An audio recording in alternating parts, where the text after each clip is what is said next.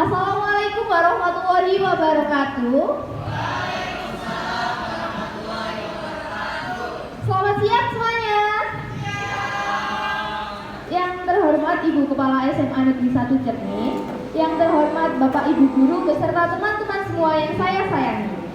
Langsung saja, izinkan kami dari 10-1 menampilkan drama proyek B5 kami yang berjudul Bullying as a Motivation for Success. Saya mewakili teman-teman saya dari kelas 10-1 mengucapkan selamat menikmati drama kami.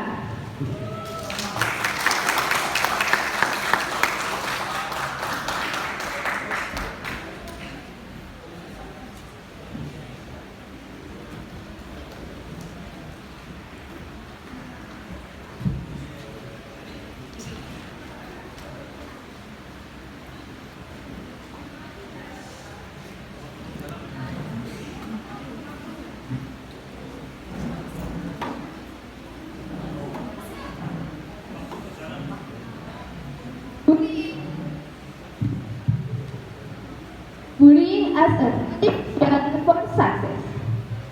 International High School merupakan sekolah yang cukup populer di kota itu. Akan tetapi, ada sebuah kejadian yang menyebabkan nama sekolah tersebut dicap buruk karena kasus perundungan terhadap salah satu siswi asal sekolah tersebut. Siswi tersebut bernama Azifa Dirgantara. Ia merupakan siswi yang menjadi korban perundungan karena ia mempunyai saudara yang berlatar belakang disabilitas. Ia seringkali dihina dan dicaci maki oleh teman satu kelasnya yang bernama Emma Kalandra. Sampai suatu saat, Azifa ingin melawan perbuatan Emma yang sudah menghina saudaranya.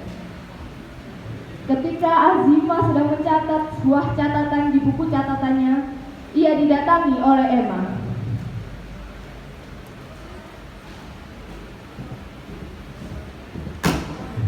Hei, Cacat, kok kamu sekolah di sini sih?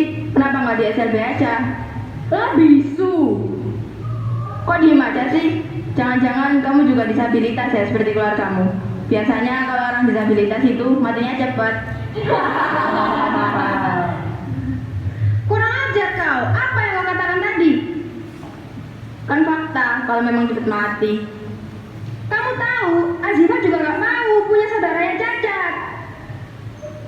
Gue sih gak mau ya kalau punya saudara seperti itu, malu-maluin aja. Sudah-sudah biarin aja mereka. Gak bisa begitu, Pak. Emang sudah kelewat batas. Udahlah kesana, pergi aja. Ya udah yuk guys, kita cabut. Kita juga gak mau deket-deket sama keluarga Cacat. Nanti kita ketularan lagi. Cacat. Syukur deh mereka udah pergi. Kamu nggak apa-apa kan, Zif? Kamu nggak diapa-apain kan sama mereka?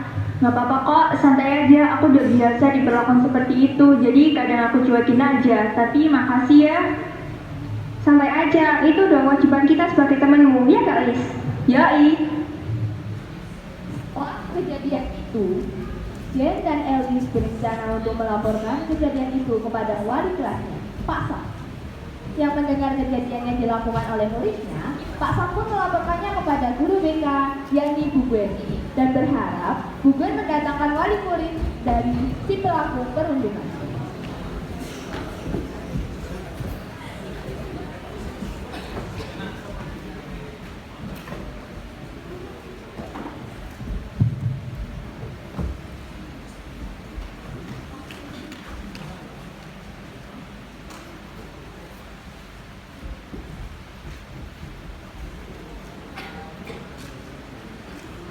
Permisi Bu Gwen, ada yang saya mau bicarakan. Di kelas saya ada kasus perundungan yang dilakukan oleh Emma, Bu.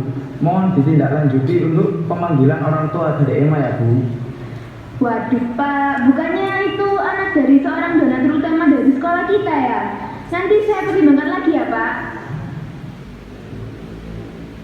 Setelah dipertimbangkan, Bu Gwen memutuskan untuk menelpon kedua orang tua dari Emma dan meminta waktunya untuk datang ke sekolah menemui guru BK untuk membicarakan kasus yang telah dilakukan oleh anaknya.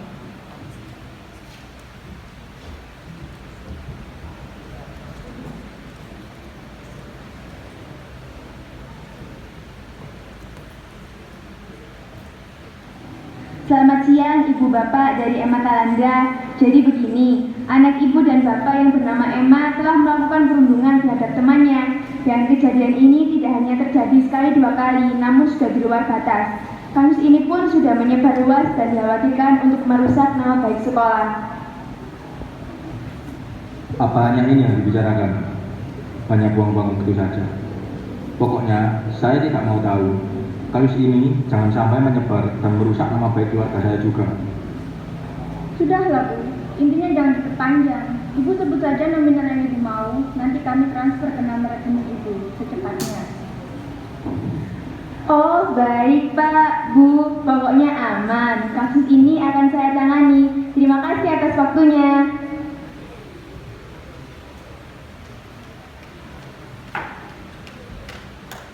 Setelah itu, Bu Gwen langsung bertemu Pak Sam untuk mengkonfirmasi apa yang dibicarakan tadi bersama kedua orang tua Emma.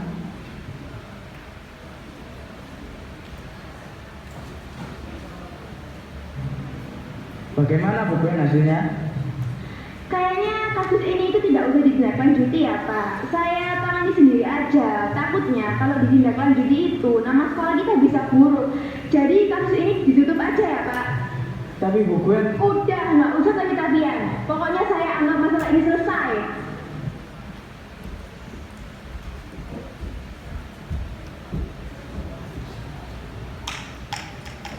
Pak Sam kecewa dengar jawaban dari Bu Gwen.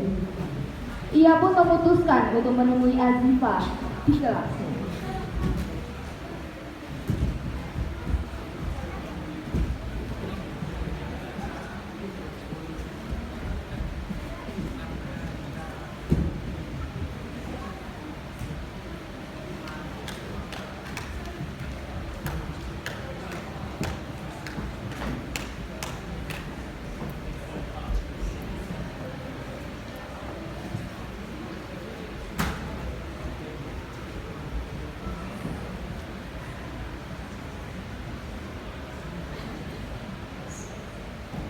Azifa, bagaimana kabarmu nak?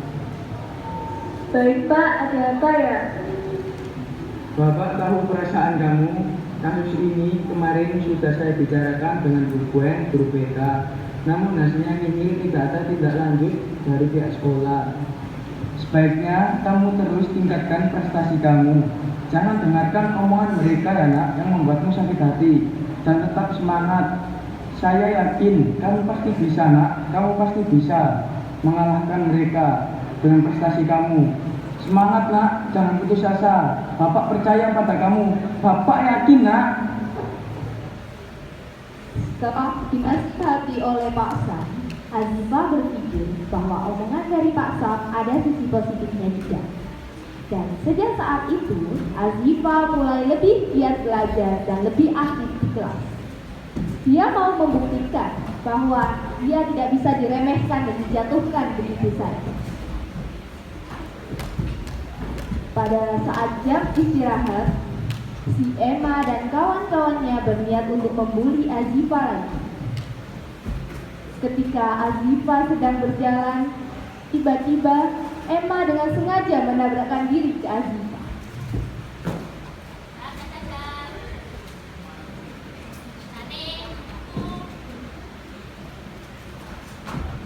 Aduh, bego, pakai mata dong, jatuh nih. Apaan sih? Yang nabrak itu kamu. Lain-kali kalau jalan pakai mata, kaki juga dipakai. Yang harus lihat tuh kamu kali, cacat. Aku kan udah pakai mata dan normal, gak kayak kamu sama keluarga Azifa. Kalau punya mulut tuh dijaga ya, jangan aku terus. Guys, dia sekarang udah berani bentak Emma ya. Lu keren banget tadi bisa bentak si Emma. Coba lagi sekarang. Aduh, takut nih dibentak Azifa. Udah deh, kalian pergi aja. Emang lo siapa nyuruh-nyuruh gue? Dengerin ya, lo tuh cupu, gak usah sok nyuruh-nyuruh gue. Minggir bego, itu teman aku. Tuh kan, lo tuh lemah.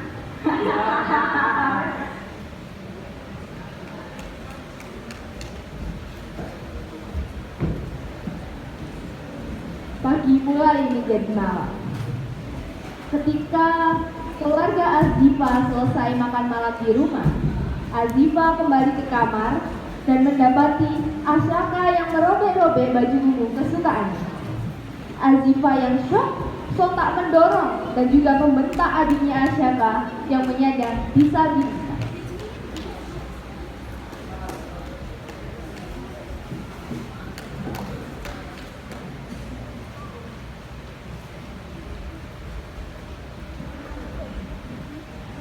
Kamu gunting apa? Tangan kamu bisa diam gak sih? Ini tuh baju kesukaan aku. Bisa gak sih kamu diam sekali aja? Aku tuh stres punya saudara cacat kayak kamu. Maaf. Aku tuh capek di sekolah dibully gara-gara punya saudara cacat. Siapa sih yang mau punya saudara cacat coba? Kenapa kamu cacat sih? Ziva, apa yang kamu katakan? Kenapa kamu bentak Asaka? Kamu kan tahu bahwa Asaka tidak boleh dibentak. Ayah tahu apa yang Asika alami selama di sekolah gara-gara punya saudara cacat. Ayah tahu, aku dirundung, dibully, capek, sakit ya. Kenapa kamu tidak bilang ke ayah? Memang ayah bakal peduli. Ayah kan hanya peduli kepada Asyaka dan tidak peduli sama Azifa. Ayah peduli sama kedua anak ayah, terutama kamu, Ziva. Ayah tahu apa yang kamu rasakan. Maafin mama ya sayang, mama terlalu mementingkan adikmu daripada kamu. Padahal kamu juga merasakan hal yang tidak semenyenangkan itu.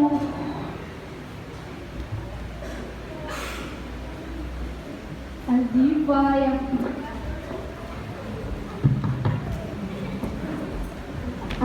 Azifa yang mendengar itu, emosinya mulai memudar dan ia tahu bahwa ia harus menerima apa yang sudah menjadi takdirnya.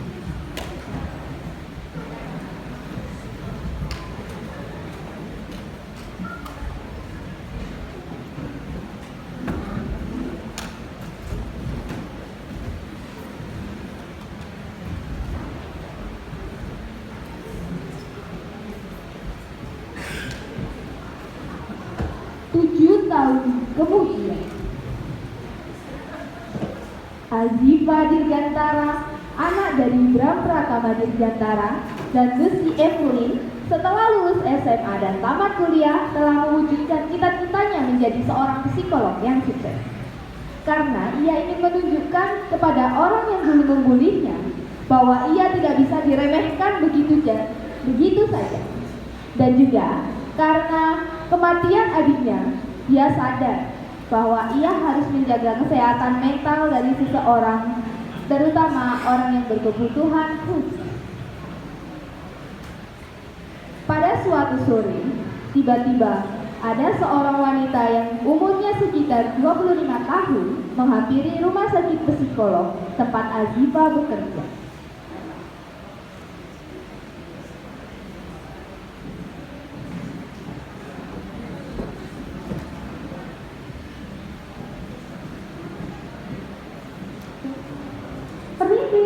Apakah ada dokter yang belum pulang?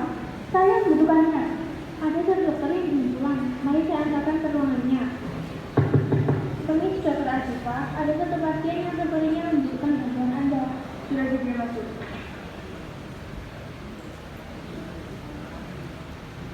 Azifa, itu kamu? Tasya, ada apa?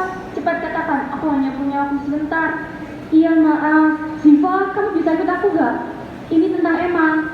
Dia mulai berperilaku aneh dan suka menyakiti diri sendiri. Aku mohon, maafkan dia dan tolong bantu dia. Mengapa kau tidak meminta bantuan dari dokter psikolog lain? Tolong Ziva, tolong. Sekali lagi, aku kasihan pada Emma. Di balik semua perlakuan buruk dia ke kamu itu ada sebabnya. Tolong, aku takut dia bunuh diri karena terkadang dia mencoba untuk bunuh diri. Yaudah, ajak aku sana. Azifa yang mendengar itu, hatinya sedikit tergerak. Ia menjawabnya sebagai seorang psikolog. Ia pun berniat membantu Emma.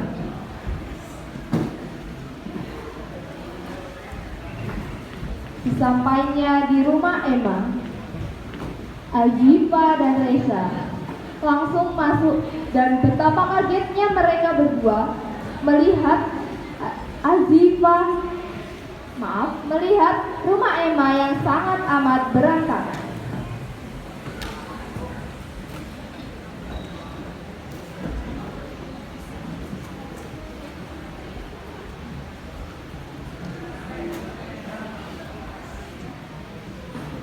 Ini rumah Emma, dan itu yang di pojok adalah Emma.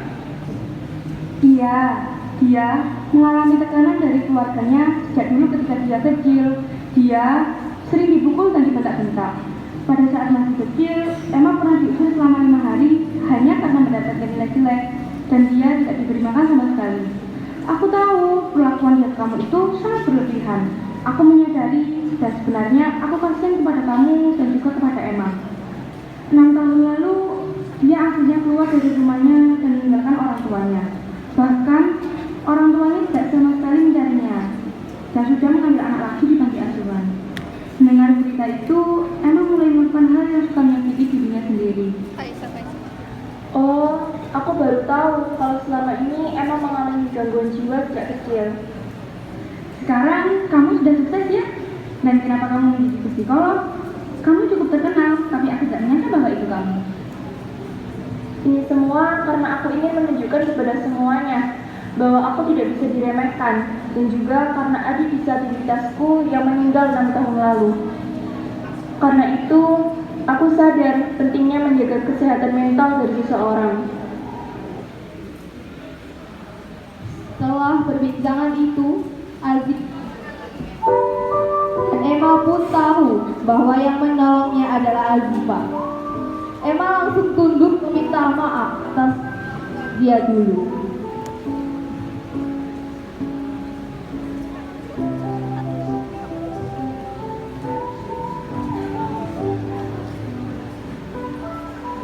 Pesan moral: seseorang yang menjadi pelaku perundungan bukan berarti dia lebih tinggi daripada korban, melainkan hanya untuk menutupi kekurangan yang ada pada dirinya dan meluapkannya kepada orang lain. Tidak semua perundungan menyebabkan hal yang negatif bagi korban, namun juga bisa berdampak positif, yaitu menjadikan bully sebagai motivasi yang menjadikan dirinya sendiri lebih baik. Namun juga dalam artian tidak ada pembenaran terhadap perilaku bully. Semua manusia di dunia itu sama, termasuk orang yang berkebutuhan khusus. Tidak seharusnya kita menghina mereka dengan segala kekurangannya, karena mereka sebenarnya spesial di mata Tuhan. Kami dari kelas 10-1 mengucapkan terima kasih.